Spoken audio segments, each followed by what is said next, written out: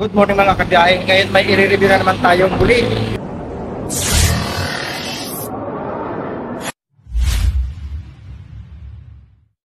So ito ang i-review natin, ang pinakabagong labas ni Kymco, which is ito yung Kymco Dink R150. So umpisa natin mga kabiyahe sa kanyang mga specs. So si Kymco Dink R150 ay mayroon siyang specs na sa engine niya ay naka overhead cam, 4-stroke, 4-valve at naka liquid cooling po yan mga kabiyahe. At naka fuel injected na rin po yan, 150cc, at ang kanyang max power inaabot siya mga kabiyahe ng 11.2 kW at 8,500 RPM. At pagdating naman mga kabiyahe sa kanyang max torque ay meron siyang 13.2 Newton meter at 6,500 RPM. So pasensya na kayo mga kabiyahe dahil may ingay masyado dito at gawa ng nasa tabi nga tayo ng highway, Emilio Aguinaldo Highway, Barangay Buho, Silang, Cavite. Dito po nakalocate ang store ng Masagana Motorcycle. At dito po ay pwede kayong umorder nitong unit na ito dahil itong unit na ito ay nagkakaubusan. Kahit saan po kayo pumunta ay napakahirap mga kabiyahe hanapin ng unit na ito. So ang katunayan nga ito mga kabiyahe, itong unit na ito ay naka-reserve na. Itong pearly white. So ang available na lang dito mga kabiyahe ay yung kabila, yung pearly black. So dalawang unit pero itong isang unit na ito ay naka-reserve na. So ganun po siya kabenta. At magbibigay din tayo mga kabiyahe ng contact person at contact number para po sa unit na ito. Kung gusto ninyong umorder ay tumawag po lamang kayo sa ilalagay nating mga numero dito sa ating video. At balik topic na tayo mga kabiyahe.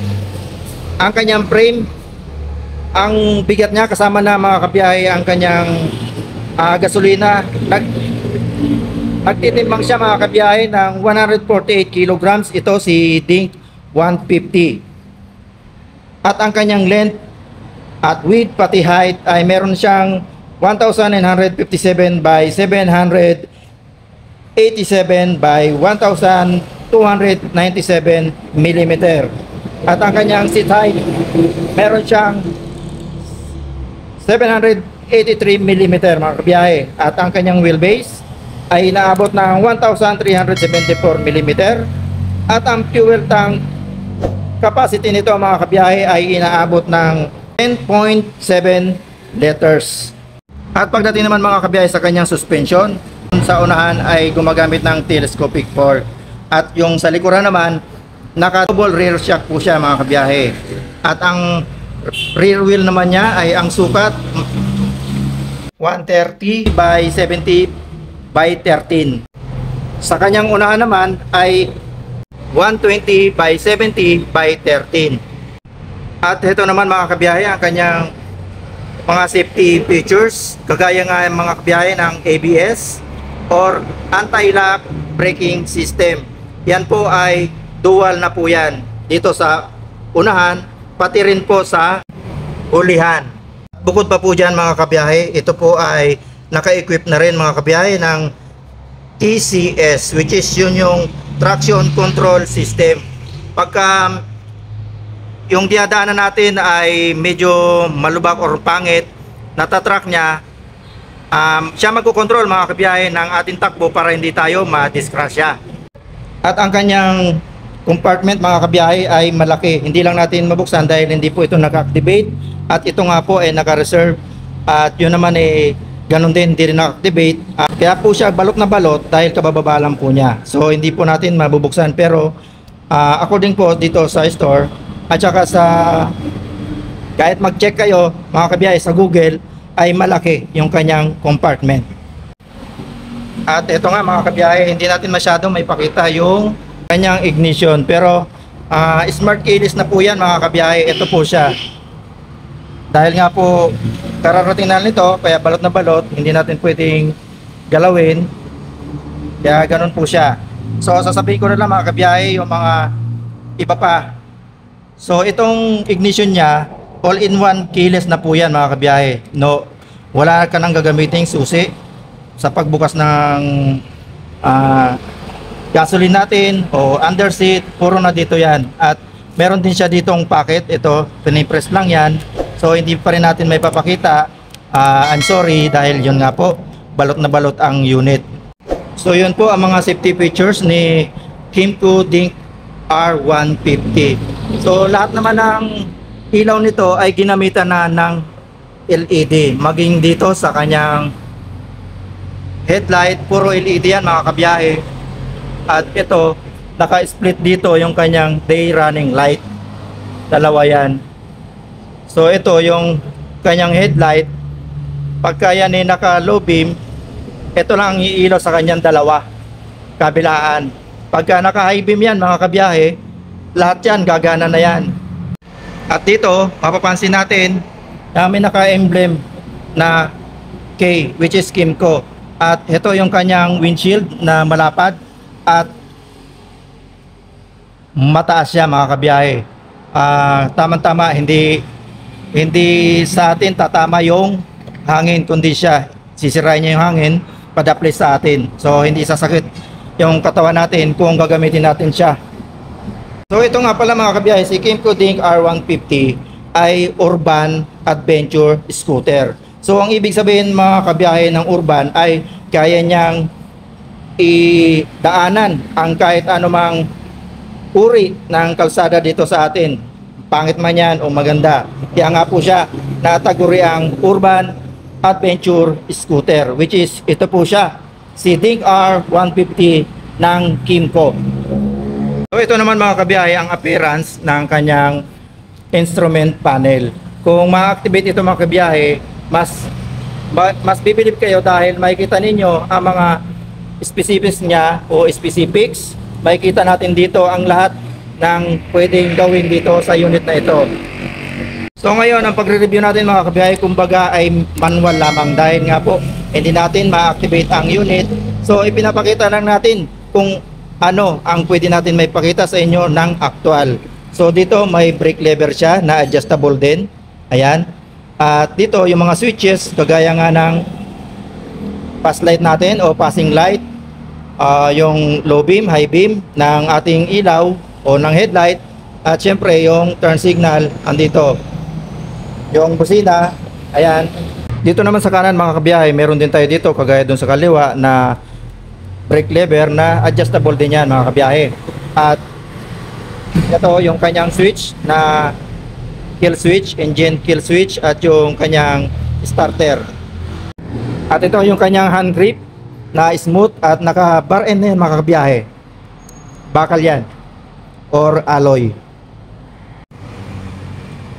At dito sa kanyang fender sa unahan, ayan, bulky. Napaka bulky niya mga kabiyahe. At side by side, left and right, may naka emblem na TCS, Traction Control System. Kabilaan yan mga kabiyahe. Ayan. At meron din siya ditong additional na reflectorize para visible tayo, lalo na sa gabi. At ito naman yung kanyang stepboard na maganda yung pagkakahulma niya dito, gawa ng kagaya na sa ating pillion o sa ating back ride. Ayan kung aapak siya dito pwede rin, tapos nakasampa yung paa niya dito, so mas nakatago pa rin yung paa ng ating mga pillion. So ito pala, press, smooth lang, ayan, tapos ganyan na ulit, balik na, yun siya. May pagka-carbon skin ang plastic nito, hard plastic ito mga kabiyahe. Ito din yung kanyang upuan o yung seat. Maganda ang texture niya. Hindi ko lang tiyatanggal yung plastic mga kabiyahe, gawa ng naka-reserve nga ito, baka mapaul tayo dyan. Naka double stitch siya mga kabiyahe, ayan, double. At naka two-tone na rin siya. Ito parang gray, dark gray, at ito naman yung baba black na medyo magaspang yung pagkaka texture niya. Ito makinis. Hindi naman sobrang makinis, pero magkaiba ang texture. So yan yung upuan niya. At ito rin naman yung kanyang grab bar. Maganda rin dahil pag hinawakan ng ating pillion, grip na grip niya o maging dito. Meron din tayo dito sa panggilid na may naka-emblem na Kymco. At ito yung kanyang fender na bulky rin. Kung mapapansin niyo mga biyahe, naka B-type siya o B-shape. At dito sa baba may additional na reflectorize para visible tayo sa tuwing gagamit tayo ng ganitong klaseng motor. At ito rin naman, dito ay kinakabit yung kanyang license plate, ay plate light din naman dito. So ayan. At ito yung kanyang kakaibang tail light, dahil maganda to mga kabiyahe pag pag talagang naka-activate, ibang-iba. Napaka aesthetics niya mga kabiyahe. Napakagwapo nito pag naka-activate. Puro LED yan, wala nang bulb dyan. Maging ang kanyang turn signal, lahat ng ilaw nito mga kabiyahe, lahat LED. Ito rin yung kanyang exhaust na napakalaki. Hindi rin natin may pakita yung kanyang appearance dahil nakabalot. Ayan. Ito yung kanyang naka-end cap siya na hard plastic. Pero napakalaki niyan mga kabiyahe. Ayun hanggang doon yan. At ito naman si color black natin. Available ito yan mga kabiyahe sa Masagana Motorcycle dito sa Barangay Buho, Aguinaldo Highway, Silang, Cavite. So sabi ko nga kanina mga kabiyahe, kung kailangan nyo ng ganitong unit, maglalagay tayo ng contact person at contact number sa ating video para makapagtanong po kayo kung naghahanap kayo ng ganitong unit. So yun mga kabiyahe, sasabihin ko na rin kung magkano ang presyo si Kymco Ting R150. Ang presyo na ito mga kabiyahe ay dito po lamang, base po yan sa store na ito, hindi po natin alam sa iba. So ngayon ang cash po nito mga kabiyahe sa dito ay sa cash po yan mga kabiyahe 149,900 pesos. So kung kukunin po natin ang installment, magda-down lang po tayo para sa unit na ito ng 15,000. At kung kukunin naman natin sa 1 year, mayroon po tayong monthly na 15,487 pesos. At sa 2 years naman mga kabiyahe, magkakaroon tayo ng monthly ng 9,324 pesos. At sa 3 years naman mga kabiyahe, meron tayong magiging monthly na 7,350 pesos. According yan dito mga kabiyahe na presyo na yan dito sa store. So sa iba, hindi natin pwede gamitin itong presyo na ito dahil ito po ay para po dito lamang sa store na Masagana Motorcycle. Located po yan sa Barangay Buho, Silang, Cavite. At nasa highway lang po siya ng Aguinaldo Highway. So kung yun nga ang sabihan na, kung gusto nyo ng ganitong unit, walang problema, dito po kayo makakakuha. Mag-message po lamang kayo at makakakuha kayo ng ganitong unit, which is napakahirap hanapin ng ganitong unit. Ilang linggo kami nag-ikot, wala kami nakita. Dito lang po lamang sa Masagana Motorcycle. Dito nga po yan sa Aguinaldo Highway.